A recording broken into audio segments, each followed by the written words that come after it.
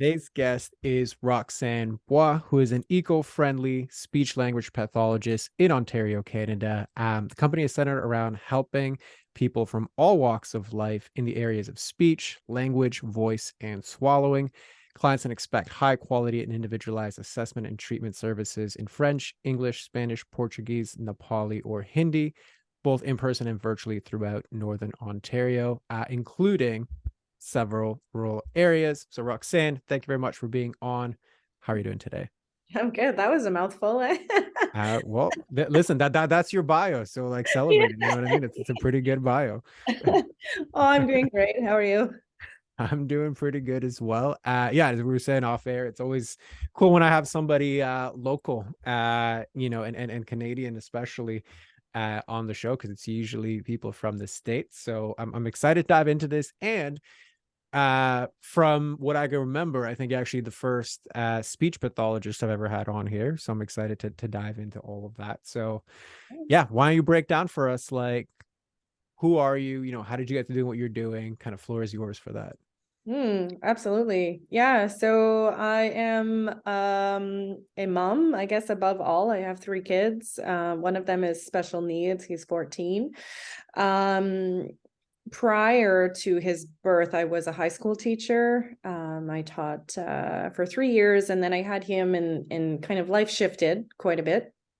He was pretty much in and out of hospital for the first few years of his life. So kind of prompted me to walk away a little bit from the teaching. I was missing a lot of school and felt it was pretty unfair to my students that I was, absent so much. So yeah, I went back to school and did 1 year at undergrad level, which propelled me into the Masters of Speech-Language Pathology, and I haven't looked back. I mean, it's pretty similar of a field to what I was doing. I was teaching mostly languages, and it is initially what I had thought I might become when I started university. So it was a very easy shift, and I absolutely adore it. I've been doing that since 2014. I worked in a university clinic setting, and then I did a bit of home care and opened up my private practice on the side. So I've been doing that kind of casually over the last 5 or 6 years. And just this past July, August, decided to go full time because I was kind of at a point where the demand was too high and I couldn't do both anymore. I like work full-time home care and do the private practice on the side. And I have a pretty high risk tolerance. So I just decided to try it and go in full force. And it's going so well that I'm just like scrambling to hire. So I'm in this position now where I'm scaling very quickly, and business is great. Love what I do. Love everything under the sun in the field. It's a bit of a generalist practice. Kind of in like Northern Ontario, there's a large catchment area, and there's a lot of service gaps. So my purpose is really to fix those, fill those service gaps and make sure that no families are left without services or on really long wait lists. Beautiful. Love it. Love that on so many levels. And well, yeah, I mean, it's great that business is booming and like I have these like scaling issues. Like it's a great problem to have, but it's still a problem. So like like I get it. So yeah, so why don't you then just break us into that? Like what are the top problems that you're facing right now, whether like you as a leader at the helm of this scaling or in the actual business, and we can take it from there. But yeah, I think I could take this question in many different directions. The problem that I'm facing right now is hiring employees, because there is a really big demand for SLPs and tons of vacant positions right now in the area. So that's one of my issues. Another issue is I have a caseload. I have a very, very full caseload. So as I'm trying to work on the back end of the business to try and, set up HR and set up new hires and market for hires and all of that learning and also doing, I also have to keep up with my very full caseload because I need to pay the bills, right? And keep this business afloat. So yeah, all the back end trying to get to the point where I could hire. And now that I have hired is like taking the time to train the staff to essentially become extra versions of me to offer more services to more families, which is really my goal. My goal is impact. I just want to have as much positive impact as I can. Yeah. So I just, not enough of me is the problem right now. Got it. Okay. So yeah, I mean, listen, I get it because it's kind of like with the transition that you're making in the situation that you're in. It's kind of like those problems are very realistic and kind of unavoidable. Like it is part of the beast of what it is that you are trying to build. And I don't say that at all to discount how difficult it is to like juggle all of those plates. I get it. I'm in the same position when I had my studio and was like training all of my trainers and getting all of that going. So I know that world really well. So my question to you then would be, like, what is the actual problem for you? Or put a different way, what do you feel like you need the most support in? Yeah. I think a lot of it stems from something called executive functions. So I had like a brain injury during my placement as a speech language pathologist, which was interesting. But I feel like when I got carbon monoxide poisoning, and when that happened, my brain really changed a little bit in its ability to organize and plan and all those little underlying cognitive functions. So since then, that's something that I have to focus a lot on. And there's a high demand on those abilities right now, right? So there's a lot of demand on me scheduling and being extremely organized. Yeah, so there's that side, which is a little bit of a, just a cognitive load for me. And what was the other thing I was going to say? So just that ability and the sheer volume of work that has to be done while taking care of my family at the same time. I think those are my biggest concerns right now. It's not for lack of motivation, because I have all the motivation under the sun. And I think it's just, if I were to take better care of organizing and really like having plans in place and systems in place, like once that's taken care of, I think this will move very well in the scaling direction. Got it. So to just kind of zoom out a little bit, what are like the 1 to 2 main things that have to go right in order for everything to move forward? Yeah, it's a great question. I think right now, today, I need to move my files from paper files to digital files. That is the thing that is really at the basis of getting things moving forward, because my goal is to streamline, and my goal is to have my employees start off in one way that is sustainable. But I have like my paper files that I just have to get into them and move them over to digital so that I can then share those properly with my employees. I think that's my biggest thing. Okay.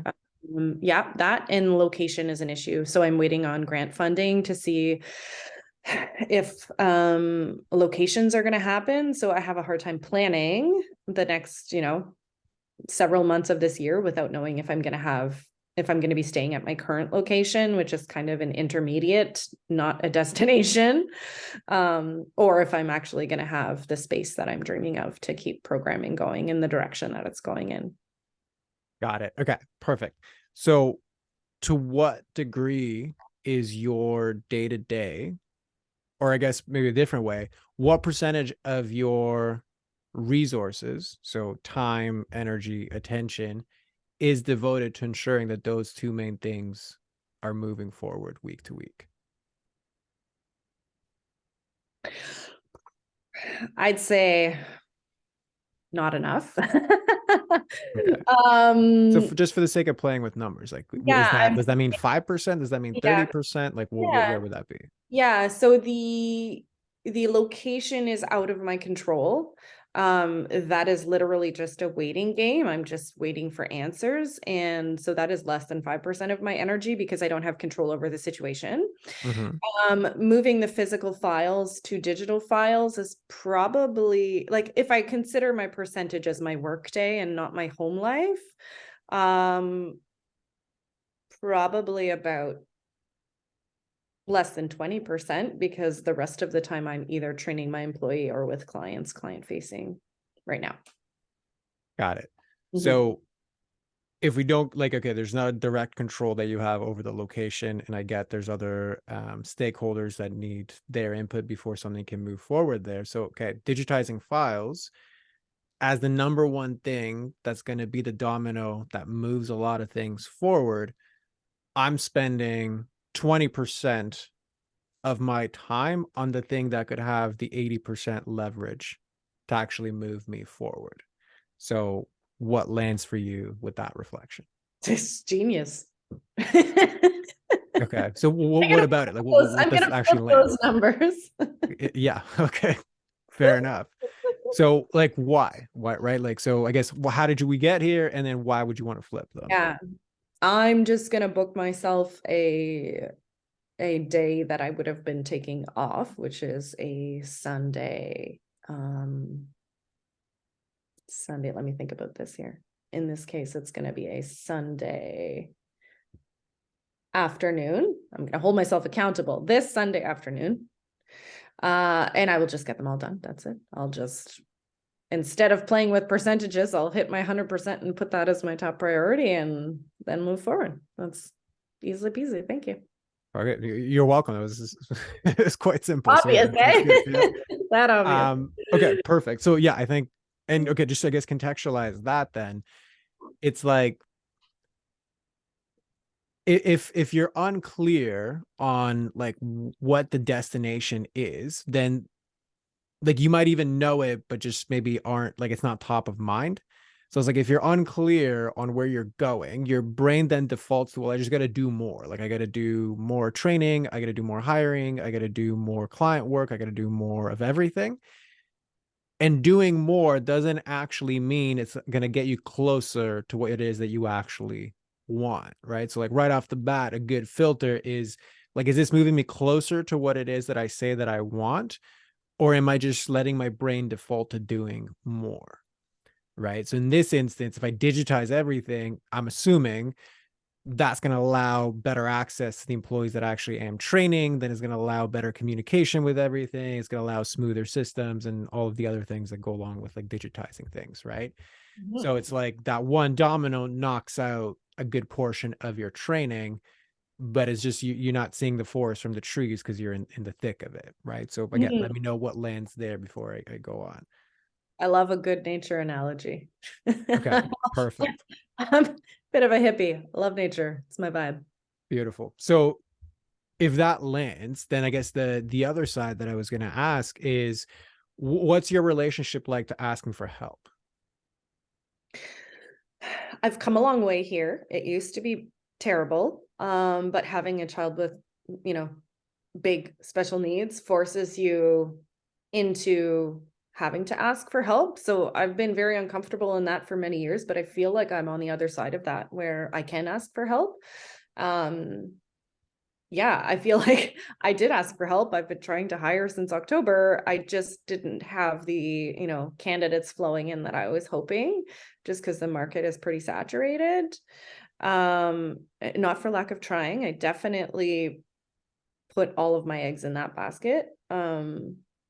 But yeah, I'm very open to help these days, and I'm not afraid to ask when I need it. I'm delegating a lot. I have a virtual assistant. She's phenomenal. And I've even started like outsourcing to other kind of contracted out assistants being my hands instead of me having to scramble. Yeah. So yeah, not afraid. Not afraid. Perfect. Good. Yeah, because that's was going to be like my check. So with something like digitizing files, and if like I'm missing something with regards to like the process this has to go through, depending, because I don't know much about like the technical aspects of your work, um like is this something that one of your employees can do? Potentially. Most likely not much of it can be done, just because I want to be able to add to what already exists. But I could, that's a good point, I could get the bulk of it in there and then just go in and make sure that everything made it in appropriately. Yeah, that's a thought. That's a thought. Cool. I And don't then I'll really. just like kind of what my thought process from the outside looking in, right? If this is not like a technical necessity for you to actually need to be the one to do this, it's like, if this is a contributing factor and a domino to better training and onboarding of my employees, if I already have those people in my sphere, like why not make that a part of their training? Like I know it's like redundant work, but can I find teaching moments in it? Like when you're transcribing, I don't know, whatever, these notes, pay attention to X, Y, and Z because it's relevant to A, B, and C. You know what I mean? Like, or that connects to this part of our work together. And then, like whatever, I don't know, like the technical things you can fill in, but it's just because when I initially kind of asked you about these questions, like, okay, well, digitizing files is very important, your brain immediately went to me doing more. Like, I'm going to take all of my Sunday, away from my personal time, and I'm just going to get this stuff done. Cool. You're probably going to get it done faster. But what if it did need to get done fast? Again, getting you closer. Well, okay, closer. I need to train my staff and digitize files. Can I do those in parallel? Right. So it's like, can I combine all of those pieces, which goes back to, again, how are you allocating your 80, like that 80/20 aspect, and what is actually getting me closer to more? So, or what is actually getting me close to what I want? So what's landing for you there? That is phenomenal advice based on the fact that you don't know my field. That made so much sense. And it's very, very possible to, like, even just the employee that I'm onboarding right now before I onboard the next one in a week. Like, these are things that she could be doing. Absolutely. Like, kind of as a precursor, like, before you start with these clients, can you help me move these files? So my mind garbage was telling me that I look less professional if I don't start her off on this foot. Yeah. And there it is, right? So like I have to be polished and perfect to deliver this thing, which is just another fancy way of saying I have to do more work to like look a certain way. Whereas the closer filter is, oh, cool, you're coming in perfect. Let's learn together. And like the irony of this is like this is actually something that can be empowering, because it's like you're coming in as part of your training, you're going to contribute to the creation of the system that we're going to be using. Like to a new employee, that's pretty powerful. And in full disclosure, like that is actually how I created my training systems for. So in case you don't know, or for anybody else listening that doesn't fully know my story, so I owned a brick and mortar weight loss center for 10 years, right? So we had like the personal training, we had the nutrition, and we had the lifestyle coaching all in one. So when it came to like my personal trainers, like I had trainers that have never, like they might have gone to school for something or were currently in school for something related to that, and then we got them to be like client ready in a fairly short amount of time. But the initial like two people that I had hired on for that, they were part of that. Like they helped do the voiceovers for the exercise videos, they helped me create the trainings, like they were actually involved in doing of the thing. So it just kind of seems like it's a good way to, kill two birds with one stone type of thing. So again, what lands for you there? Mhm. Yeah, no, that is a really nice way to shift that idea. And like both of the employees, so the one that I've already hired and the one that's coming on end of next week, are both very enthusiastic about the field and very excited about the opportunities that you get in private practice, and just the building of things. So both of them are very very aligned with building and creating and thinking outside the box. And so I think that, like, they are both probably going to think that, and I'm just in my head over here thinking I have to be perfect. Yeah, 100%. So, yeah, I'm glad that's coming out for you, because if you flip that around and look at it from the perspective of somebody wanting to be in this field, I'm gonna assume you're hiring like relatively junior people as opposed to like really seasoned, like have been in the trenches for like a long time. Like, and you can correct me if I'm wrong, that's just the impression I'm getting. There's a mixed bag. There's a mixed bag. Okay, cool. So Yeah. let's just go with the passion bit. Like, the benefit of small private practice is like so much variety in the work, so much ability to like influence positively like the decisions that actually get made, being able to see your decisions actually lead to like changes, contributing, being a part of the change, having more of that finger feel of like everything that's going on in the like space where you're working.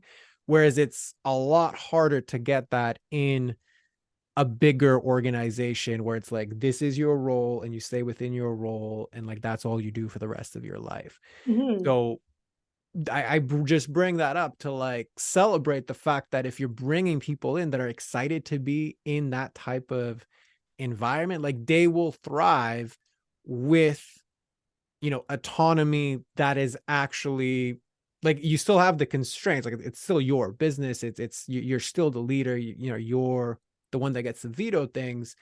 But if you set those constraints wide enough that they can actually express themselves and learn things along and contribute, that actually creates like an environment where, let's just say, if you're not able to short term pay them what like a big organization might be able to, you make up for that in the fulfillment in a short term, and then obviously long term you can get to a point where you can. So again, what lands for you there? Yeah, 100%. And that's what I've always said about private practice, is the beauty in it is you are not constrained by your employer's money. You are not constrained by, well, the government gives us money for 14 sessions. And if you don't, you only get to make goals that can be achieved within these 14 sessions. Whereas I'm very patient and family centered, and I can work with all of the factors that the family is considering, which is funding or priorities, or some families have autism funding through the OAP, and they have a lot of funding there to get a lot of services. And in private practice, like, if you have the people and you have the hands, you can give them exactly what they want and help them achieve the goals that they're trying to achieve. In the school board, like, you get consultation once every month or something like that. So I love the beauty of the flexibility. And I think that people who don't have the tolerance for that will just not work in a private practice setting. That's all. And so people who are gravitating towards me like the flexibility and the opportunity of private practice. I think there's a lot to be said there. Like, 100%. I'm not a huge fan of privatized healthcare, I'll be honest. But I see service gaps. And when there's service gaps, you have to fill those voids, because I don't think anybody should be left scrambling and settling if they have funding, or if there's government funding there, or whatever it is. I'm trying my best to get my services government funded anywhere and everywhere that I can. And I'm actually making headway in that. So it's passionate work. Beautiful. Yeah, and again, I would encourage you just to go back to the previous point, because you are bringing in these people that have the same. It's like, the cultural fit is more important than the skill fit. I think it's going to be very true for what you do, and the type of setup that you seem to be building. It's like, goes back to that same question, just like with the digitizing the files. Like, is it absolutely necessary for you to be the only one that does all of the pitching for these programs, right? Like, would somebody else actually enjoy going through that process, even though a lot of it is tedious? But if you're first learning it, like, maybe it's actually exciting for somebody. Can somebody else be involved in those meetings? Can somebody else contribute to researching those programs? You know what I mean? Like, there's so much variety in that. And I only bring that to your attention because if it shifts your perspective from like, I'm the one that has to do it because I'm the boss, I think letting go of that actually opens up the possibility to like really multiply what you do faster or easier than it might seem right now. I will definitely leave this call with a bigger perspective on things that I can delegate to both alleviate my workload, but also empower. So I love that. Yeah. Beautiful. My virtual assistant is definitely doing a lot of my legwork, and she's as enthusiastic as I am about all of this. And that's been like a blessing, a huge blessing. She came right at the perfect time, and she has helped me move this business so far so fast in the past few months that yeah, I've been relying a lot on her support, but I'm like very quickly absorbing this information and thinking, okay, so what can I delegate to my employees? Because it's like right in what they're doing, you know? Love it. Love it. Yeah. So, I mean, listen, from my perspective, this doesn't happen often on, this show or what I do. It's like, these are just shifts and tweaks in the lens through which you view decisions. Like, these are kind of more mental, like, reframes or heuristics that you use to make decisions, like the more versus closer and things like that. So it's not often that the conversation just lands on like mental models and just like, how do I make better decisions with regards to where I'm at?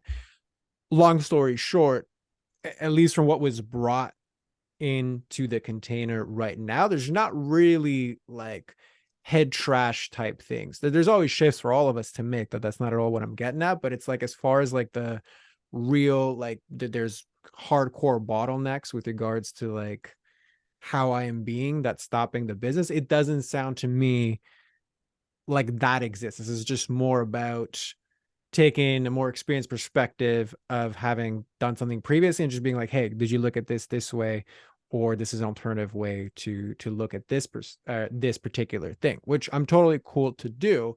um Follow-up question to that would just be, is there still something left outstanding that you want to bring in today, or does this kind of feel complete for you right now?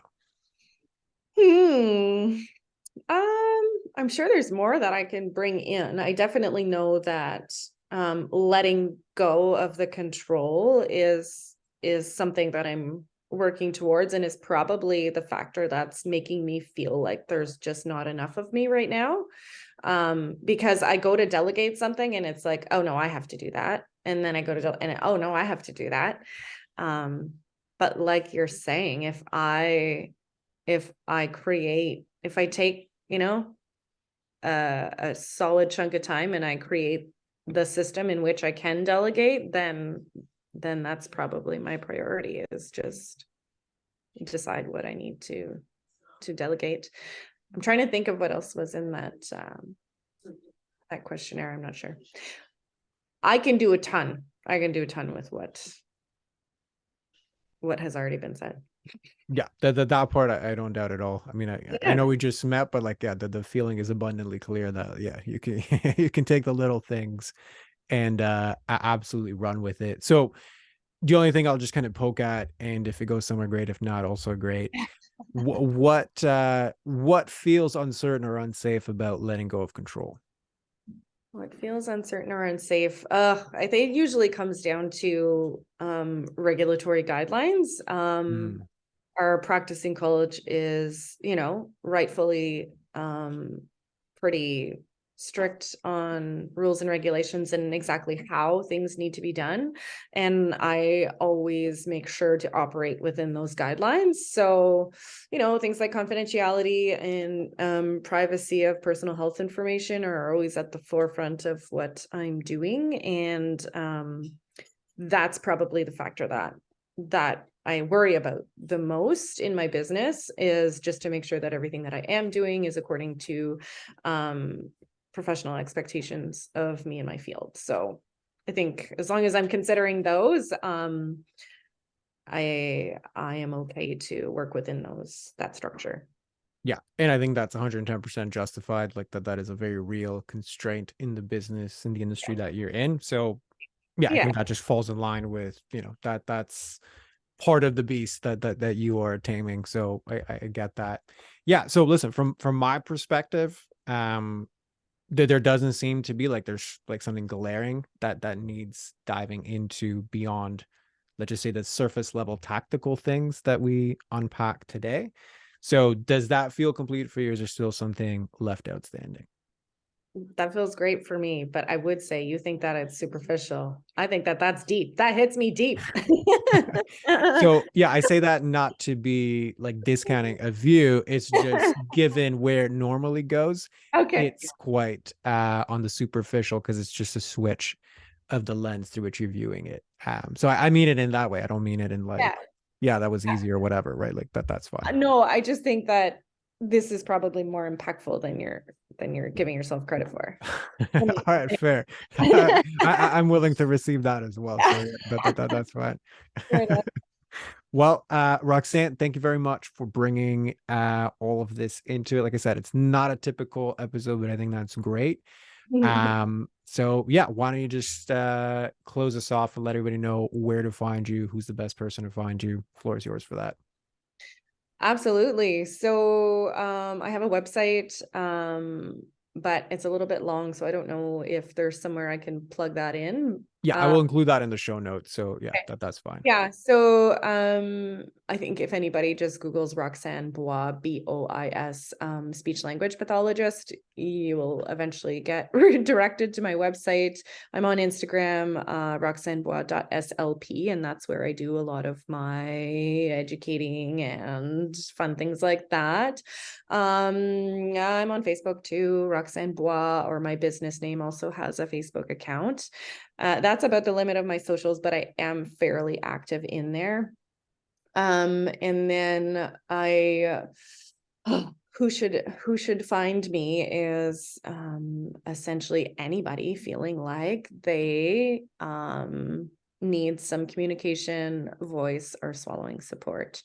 I have a lot of training personally with a large variety of things. Most recently, super interested in autism and something called Gestalt language processing. So that's kind of my current passion project and some education that I'm looking to provide to families, but also to other SLPs who aren't quite familiar with this. So yeah, something else I have like a lot of experience and education in recently would be transgender voice. So gender voice affirming care, but also very, very interested in voice overall. And then into the aging population, geriatrics is like one of my absolute favorites. So I'm trying to establish contracts with home care so that I can go and offer publicly funded services to adults, post-stroke or with dementia or, any brain injury type thing or degenerative disease type thing, both with communication, but also swallowing. So I know a lot of people aren't quite aware of the SLP role in swallowing, but everything above the neck is our forte. So we work with modified diets, people who have a hard time swallowing, who choke when they're swallowing, whether that's typical aging or after a stroke or cancer, things like that. Everything under the sun. So yeah, a little bit of a higher interest with that geriatric older population, working kind of towards making sure that older adults are better taken care of from the SLP standpoint. And yeah, so in the children population, there's tons of voids there. So articulation, kids who have difficulties with certain speech sounds, or some late talkers, or stuttering. I mean, I've pretty much done it all, love it all. And then the last piece to the puzzle, which is my newest passion project, is feeding, especially with neurodiverse kiddos who have, the picky eaters, or ones who will struggle to get the proper nutrition in because there's some aversions there, or hypersensitivities. So I got a whole programming built up in my mind and just waiting on funding to get that done, where I want to have like a communal space to work on feeding in a fun way. So kind of go from seed to table and walk the kids through that process of, engaging with planting your food, watching it grow, kind of like mini grocery shopping, prepping the food together and eating together, just to kind of reinforce bring it back to your nature, like your natural, innate, not just getting something from a grocery store, very natural, nature-based. Want to get that program up and running and see how many families we can help. Oh, and FASD. Yeah. Okay. I also run. I'm also partnered with a local Aboriginal health clinic here in Sudbury. So we're building up a fetal alcohol syndrome disorder diagnostic clinic. So yeah, that's another. So many things on the go, I tell you. I was gonna say, I'm like, well, it's such a unfortunate thing. You don't have like one thing that you're good at, like it's like there's like 10 things that you're an expert in. So I think that's super cool. Yeah, so definitely yeah, we'll include all of that in the show notes. But Roxanne, thank you very much for coming on, sharing all of your stuff, allowing yourself to be witnessed. And yeah, for everybody else listening, we'll see you on the next one. Thank you so much.